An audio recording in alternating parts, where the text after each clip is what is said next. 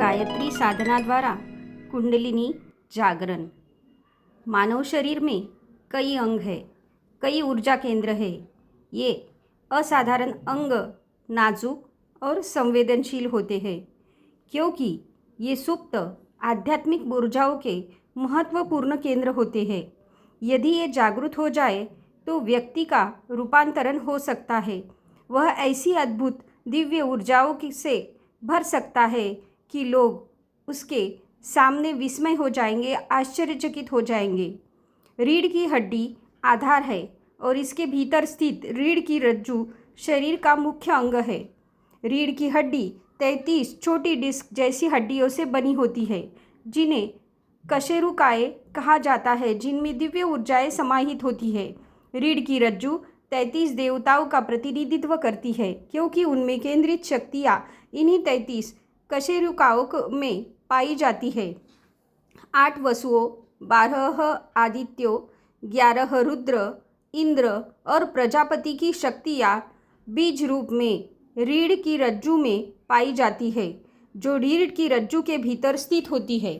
शरीर की क्रिया विज्ञान के अनुसार इस खोखली रीढ़ की रज्जु में कई नलिकाएं होती है जिसमें से 3 अर्थात इड़ा, पिंगला और सुषुम्ना मुख्य है।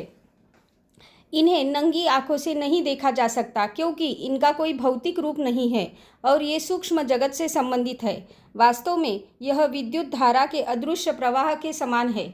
धनात्मक और ऋणात्मक धाराओं से मिलने से विद्युत उत्पन्न होती है। इड़ा नाड़ी को ऋणात्मक या चंद्र नाड़ी और पिंगला नाड़ी को धनात्मक या सूर्य नाड़ी कहा जाता है। मोटे तौर पर इन्हें ठंडी और गर्म धाराएं कहा जाता है। जब ये दोनों धाराएं मिलती है तो एक तीसरी धारा उत्पन्न होती है जिसे सुषुम्ना कहते हैं। गंगा और यमुना प्रयाग में मिलती है। इस संगम से एक तीसरी अदृश्य धारा उत्पन्न होती है जिसे सरस्वती कहते हैं। इन तीनों नदियों के संगम को त्रिवेणी कहा जाता है। रीढ़ की हड्डी में भी इड़ा पिंगला से मिलने से तीसरी धारा यानी कि सुषुम्ना उत्पन्न होती है और आध्यात्मिक रूप से इसे त्रिवेणी कहा जाता है। यह त्रिवेणी एक छोर पर मस्तिष्क के शीर्ष केंद्र जिसे ब्रह्मरंध्र या सहस्त्र कमल कहते हैं से दूसरे छोर पर जनगंगा क्षेत्र में मध्य में रीढ़ की हड्डी के आधार से जुड़ी होती है। सुषुम्ना नदी में वज्र, चित्राणी और ब्रह्मनादी नामक 3 सूक्ष्म धाराएं प्रवाहित होती है। जैसे केले के पेड़ के तने को काटने पर छाल की परतें एक के बाद एक दिखाई देती है, वैसे ही सुषुम्ना में वज्र में चित्राणी में ब्रह्मनादी विद्यमान है। यह ब्रह्मनादी प्राणिक बिंदु और दिव्य ऊर्जा का केंद्र है। इसकी रक्षा के लिए इस पर के एक के बाद एक परतें बनी हुई है। जब यह ब्रह्मनादी ब्रह्मरंध्र अवस्था में सिर के शीर्ष तक पहुँचती है तो यह हजारों शाखाओं में चारों ओर फैल जाती है। इस भाग को सहस्रदल कमल के नाम से जाना जाता है। अलंकारिक भाषा में इसे विष्णु के शेष नाग यानी कि 1000 सिर वाले नाग के बिस्तर के रूप में वर्णित किया गया है। बुद्ध जैसे अवतारों की मूर्तियों और चित्रों में उनके सिर पर घुंघराले बालों का एक विशेष गुच्छा देखा जा सकता है। यह सहस्रदल कमल का एक कलात्मक चित्रण मात्र है जो ब्रह्मांड में व्याप्त सूक्ष्म ऊर्जाओं से जुड़ा है। रेडियो ट्रांसमीटरों के तंतुओं द्वारा अंतरिक्ष से ध्वनि तरंगें भेजी और ग्रहण की जाती है। सहस्रार कमल मस्तिष्क के एंटीना के समान है। यह अदृश्य सूक्ष्म ब्रह्मांड से सर्वज्ञ ईश्वर की अनंत ऊर्जा तरंगों का ग्रहण करता है। जब कोई भूखा अजगर जागता है तो वह गहरी सांस लेता है और अपनी प्रचंड शक्ति से आकाश में उड़ते पक्षियों को अपनी गिरफ्त में ले लेता है और उन्हें निगल जाता है। इसी प्रकार शेषनाग सिर हजारों फन वाले है जिसे सहस्रार कमल के नाम से भी जाना जाता है। अनंत अंतरिक्ष से दिव्य शक्तियों को आकर्षित करता है। जिस प्रकार क्रोधित अजगर की फुफुकार आसपास के वातावरण को कुछ हद तक विषैला बना देती है, उसी प्रकार प्रबुद्ध सहस्रार कमल यानी मस्तिष्क वाला व्यक्ति प्रबल भावनात्मक तरंगे उत्सर्जित करता है जो न केवल इस लोक में बल्कि अन्य लोकों में भी प्राणियों को प्रभावित कर सकती है। एक शक्तिशाली ट्रांसमीटर द्वारा प्रसारित अमेरिकी प्रसारण भारत में भी सुने जा सकते हैं। एक शक्तिशाली सहस्रार से उत्पन्न भावनात्मक धाराएं इस लोक के साथ साथ अन्य लोकों की सूक्ष्म परतों को भी प्रभावित कर सकते हैं। अब सबसे निचले सिरे की बात करें तो सुषुम्ना में सबसे सूक्ष्म ब्रह्मनादि रीढ़ की हड्डी के अंत स्थित में एक षड्भुजाकार काले परमाणु के चारों ओर कुंडलित होती है। जिस प्रकार छप्पर की छत को बांधने के लिए दीवार में छेद किए जाते हैं और फिर खुटियों से रस्सी द्वारा बांधा जाता है, उसी प्रकार ब्रह्मन आदि को षड्भुजाकार काले परमाणु से बांधकर मानव शरीर को प्राण की प्राण ऊर्जा से बांधने की व्यवस्था की गई है। अलंकारिक भाषा में इसे षटकोणीय परमाणु को कूर्म कहा गया है, क्योंकि यह कछुए के समान दिखता है। कूर्म पुराण के अनुसार यह पृथ्वी कूर्म के रूप में ईश्वर पर टिकी हुई है। इस अन्य कथा के अनुसार पृथ्वी शेषनाग के फन पर टिकी हुई है। इस कथा का आधार यह है कि ब्रह्मनाड़ी का आकार कूर्म के चारों ओर कुंडलित है, जो जीवन को धारण करता है। यदि ब्रह्मनाड़ी अपना आधार छोड़ दे तो मनुष्य का जीवन तुरंत समाप्त हो जाए। ब्रह्मनादि और कूर्म के अंतर संबंध के स्थान को आध्यात्मिक भाषा में कुंडलिनी कहा जाता है। यह मुख नीचे की ओर रखते हुए कूर्म के चारों ओर 3.5 बार कुंडलित होती है।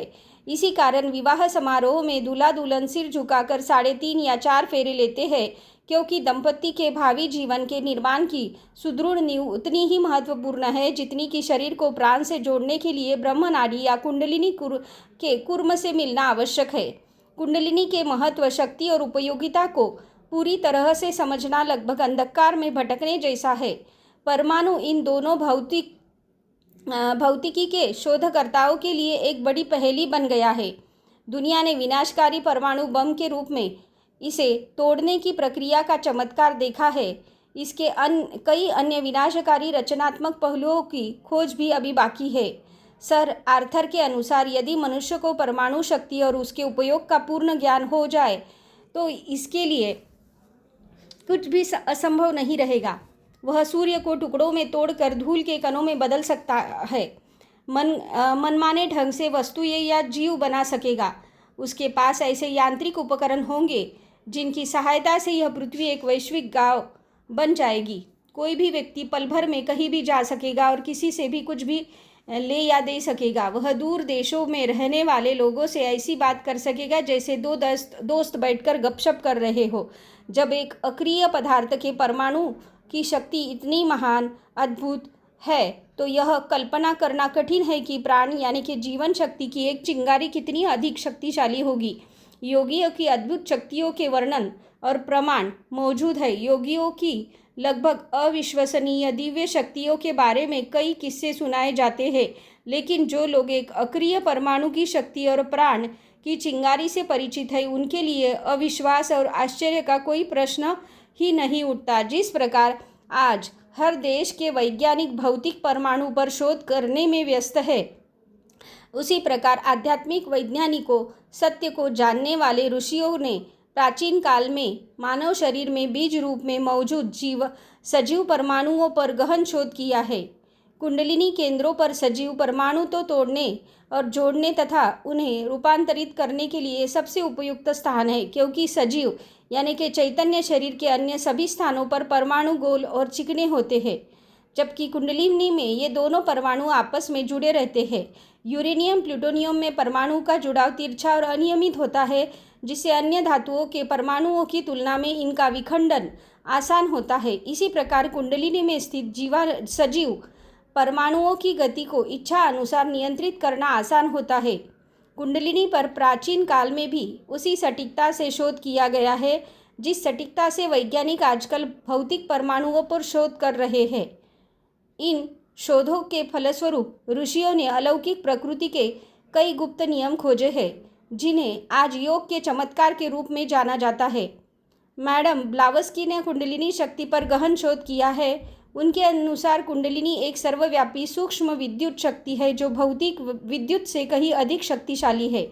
इसकी गति सर्प के समान तिरछी होती है, इसीलिए इसका आकार सर्प जैसा कहा जाता है। प्रकाश की गति 1,25,000 मील प्रति सेकंड, जबकि कुंडलिनी की गति 3,35,000 मील प्रति सेकंड। पश्चिम वैज्ञानिकी इसे आध्यात्मिक अग्नि या सर्प शक्ति कहते हैं। सर जॉन वुडरॉफ ने इस संबंध में विस्तृत विश्लेषण किया है। कुंडलिनी को गुप्त ऊर्जाओं का एक गहरा छिपा हुआ भंडार कहा जा सकता है।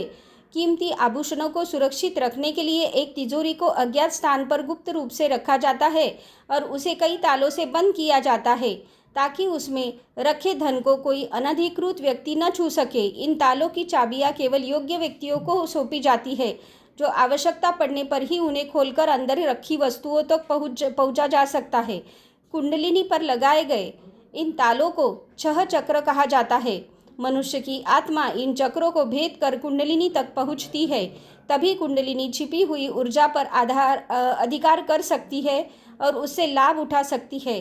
सामान्यतः कुंडलिनी सुप्त अवस्था में अव्यवस्थित रूप से रहती है, परंतु जब यह जागृत होती है तो अपने स्थान को छोड़कर उस लोक में प्रवेश की खोज करती है जो आध्यात्मिक शक्तियों का भंडार है। अनादिकाल से ही जमीन के नीचे अनेक विशाल खजाने छिपे हुए हैं। इन खजानों के मुख पर एक सर्प बैठा रहता है, उनकी रक्षा करता है। देवलोक भी ऐसे ही एक खजाना है जिसके मुख पर एक षड्भुजाकार शिला कूर्मशिला है, जिसके चारों ओर यह भयानक सर्प कुंडलिनी मारे बैठे हैं। यह सर्पिनी किसी योग्य व्यक्ति की प्रतीक्षा में बैठी रहती है जो इसे खोल सके। जैसे ही ऐसा कोई व्यक्ति इसके निकट पहुंचता है, यह उसे हानि पहुंचाने या बाधा डालने के बजाय उसके लिए मार्ग प्रशस्त कर देती है और यही इसका कार्य समाप्त हो जाता है। कुंडलिनी जागरण के लाभों पर प्रकाश डालते हुए एक अनुभवी साधक ने कहा है कि भगवती कुंडलिनी की कृपा से साधक सभी सद्गुणों से संपन्न हो जाता है।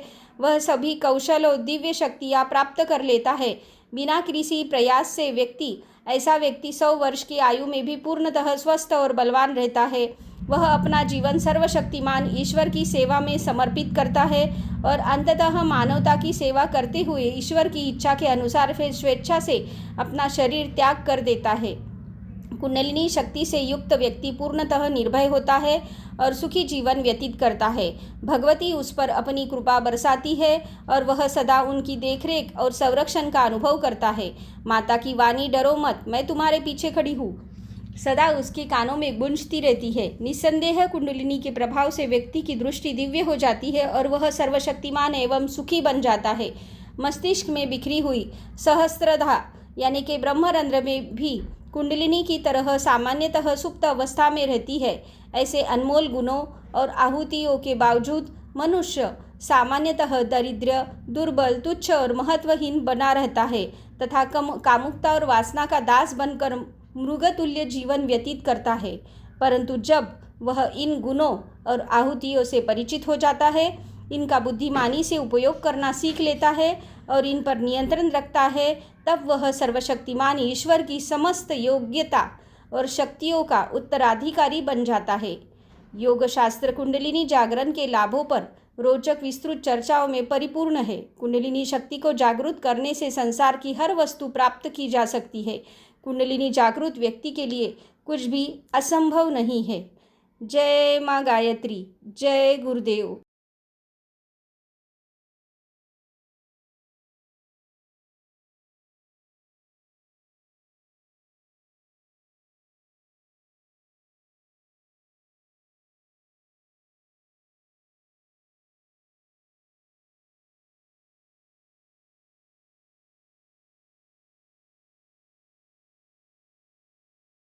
दोस्तों, हमारी मेहनत सिर्फ आपके एक सब्सक्राइब पर टिकी है।